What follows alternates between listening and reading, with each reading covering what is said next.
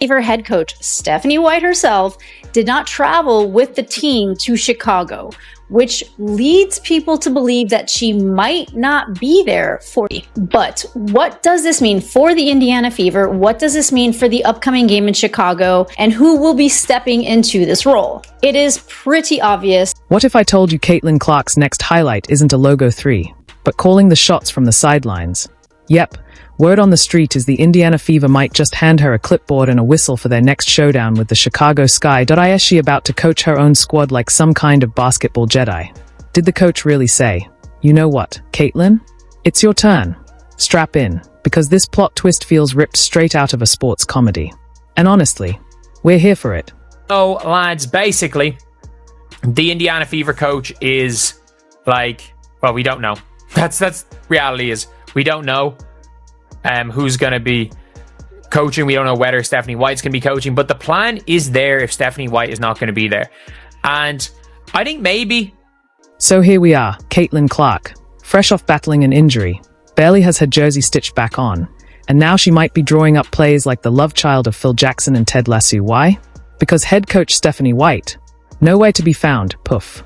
Vanished. Not in the building. Did she stumble into a WNBA time portal? Nah. Just your classic case of can't make it, which in basketball speak roughly translates to, we're gonna act like this was the plan all along. And suddenly, Caitlin might be running the Fever like she's got rings on every finger. So, first of all, we do not know why Stephanie White is going to be out.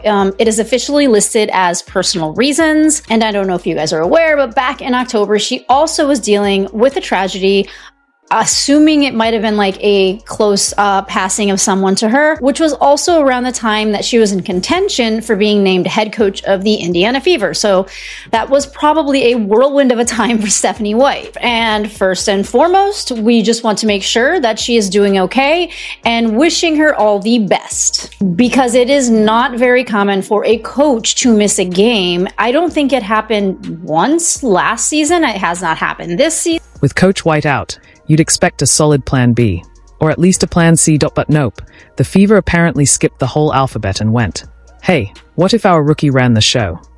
That's right, the Indiana Fever's coaching staff is so thin right now, it's starting to look like a busted up league carpool.so, who's unofficially, and absolutely, grabbing the clipboard. You guessed it, Caitlin Clark, fresh off the bench and ready to call the shots like she's been running this team for years. About being away for a period of time. Which means, look, I'd say whatever reasons brought her to Indiana in the first place, like might take her out of a few games, might keep her closer to home, might keep her not going to games. And look, at the end of the day, there's more important things than basketball. And if that is the case, then obviously the it's just obviously it is like they know what they're getting themselves into. They know what they're getting themselves into. They know what it is, and they know that they've got a good staff. This isn't just any game. It's the game. The one the whole country's been buzzing about. Clark versus Reese, Caitlin Clark versus Angel Reese. Part 2 of what's shaping up to be a 10-part basketball epic, destined for a championship, a documentary, and maybe even a Broadway show. And just when you think it couldn't get any hotter, the Fever crank up the chaos dial and throw out the wildest curveball yet. What if Caitlin also coached herself? Hello, everyone. So Stephanie White of the Indiana Fever, the head coach, will not be at tomorrow's game against the Chicago Sky. It's been cited for personal reasons. Who knows if somebody in her family is sick, mom and dad, maybe older, medical emergency, who knows? Hopefully even Stephanie's okay. But when it comes down to it, this upcoming game is a game. You got no Caitlin Clark, no Sophie Cunningham, but you never know. Picture the locker room. Caitlin's standing there like, all right, ladies, I need hustle on defense, crash the boards, and, someone remind me what play number 3 is, because I might have totally blacked out during strategy meetings. And this isn't just any team she's coaching against. This is the Chicago Sky, led by Angeli Block Shots and Feelings Ree, who's probably watching this coaching circus thinking, oh, so we're doing improved theater now. Reese has been counting down to this matchup since the draft. She's locked in, ready, with that already picked out the celebration dance energy. Meanwhile, Caitlyn's on the sideline, scribbling on the whiteboard like, all right, this one's called Please Don't Panic. And if we all believe hard enough, maybe something good will happen. The assistant coach, whose name nobody remembers because she got hired like 14 minutes ago, is just nodding like, yep, sounds great. Let's definitely run that.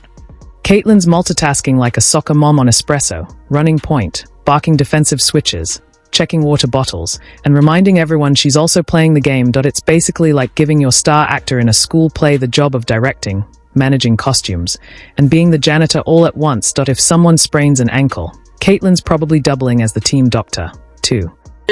Of tomorrow's game is the fact that Caitlin Clark, guys, is still, she is still out due to injury protocol, I believe she had a lower leg calf muscle strain, right?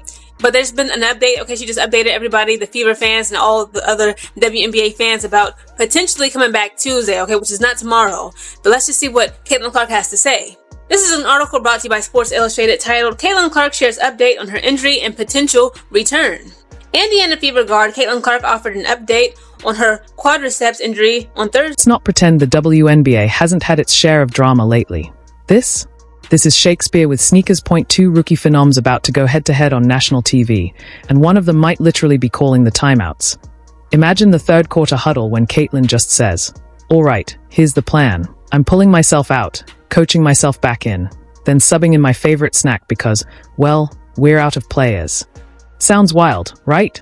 But don't underestimate her. Caitlin Clark isn't built like most. You don't just survive brutal Iowa winters and come out average. You come out battle-tested, unbothered, and somehow always perfectly in range. So yeah, it might seem crazy to have her coaching and leading the team in scoring. But you just know she's secretly loving every second of it. She probably has a color-coded notebook titled Things I'm Better At Than Most Coaches. And it's at least 86 pages long. Meanwhile, Angel Reese is over there polishing her crown, ready to wreck someone's week. That smirk?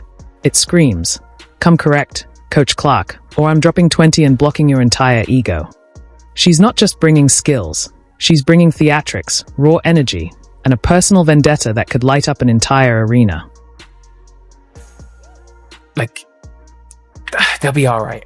They got Stephanie White, and I understand Stephanie White is their coach. I think they'll be okay. If Caitlin was there, I'd be very confident. It's as simple as that. If Caitlin was there, I would be extremely confident that they would win this game. I would be super confident. However, without Caitlin, you know what? Ari McDonald's there. How much do we trust we put in Ari McDonald? The fans. Oh, the fans are thriving. Twitter's melting down like never before. You've got analysts breaking down Caitlin's coaching style like she's some kind of Popovich with better hair.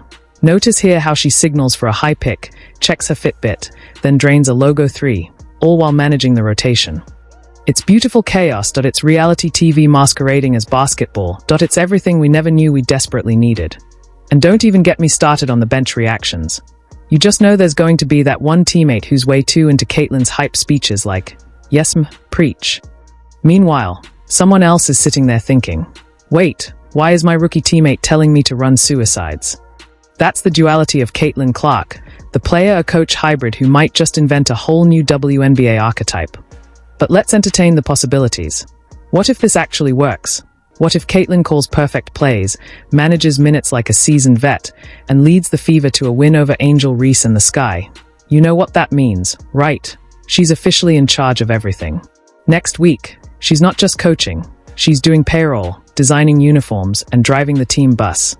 And if it doesn't work, if the Fever blow it up in spectacular fashion while Caitlin's coaching meltdown plays out live, well, welcome to the most binge-worthy blooper reel in WNBA history. So, lads, this is not an ideal situation. It is not an ideal situation at all for the Indiana Fever. There are some positives, there are some negatives. However, Stephanie White, as of right now, is currently looking like she may not be there tomorrow in Chicago. And hey, that's still a win for the internet. But let's keep it real. This is way more than just a game. This is theater, rivalries, plot twists, and peak Gen Z energy all wrapped up in one highlight reel. It's Caitlin Clark becoming the walking, talking embodiment of fine. I'll do it myself. It's Angel Reese serving serious. Hope y'all brought snacks, cause I'm about to eat energy. It's assistant coaches trying their best not to look completely lost while Caitlin rearranges the playbook on the FLY.so yeah. While Stephanie White might be MIA and the Fever's coaching staff is basically duct taped together with prayer. The fans? They are front and center for history, because no matter what, win, lose, or that wild mess in between, this game is going down as legendary. And somewhere off camera, a Fever intern is frantically Googling, can a player be Rookie of the Year and Coach of the Year at the same time? Now just imagine the absolute madness if Caitlin Clark doesn't even suit up for real minutes, and still beats Angel Reese. Like she just leans back in her coaching chair, crosses her arms, and casually coaches her way to a W. Are we even ready for that kind of chaos? That's like LeBron winning a finals game while running the scoreboard and handing out Gatorade. Basketball blasphemy, in the very best way.